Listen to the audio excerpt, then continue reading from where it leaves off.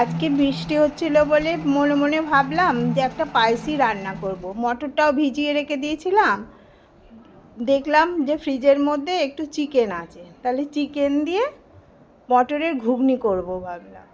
তারপর যেই ভাবা সেই কাজ শুরু করে দিলাম।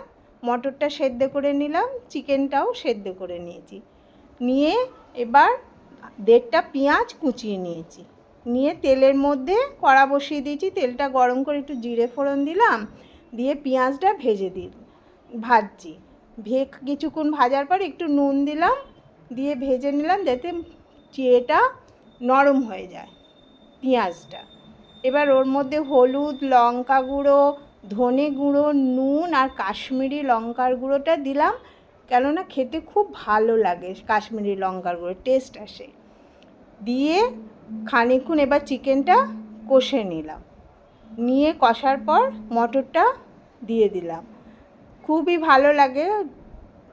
আর একটু ভাজা মশলা আমি করে রেখেছি, ধনে, জিরে, মৌরি আর শুকনো লঙ্কা ভেজে পিষে রেখে দিয়েছি, ওটা শেষে দেবো বলে ভাজা মশলাটা। এবার মটরটা দিয়ে দিলাম, দিয়ে কষিয়ে নিলাম, নিয়ে খানিকক্ষণ ফুটতে দেবো। এবার চিকেনের যে জলটা ছিল সেদ্ধ করা, ওটা মিশিয়ে দিলাম। ওটা দিলে আরও স্বাদ বাড়ে, সেই জন্য মিশিয়ে দিলাম। এবার খানিকক্ষণ ফোটাচ্ছি, ফুটিয়ে নেওয়ার পর দেখলাম এবার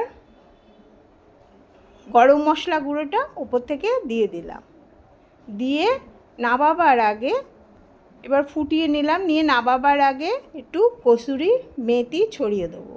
কসুরি মেথির গন্ধটা খুবই ভালো লাগে ঘুগনির সঙ্গে।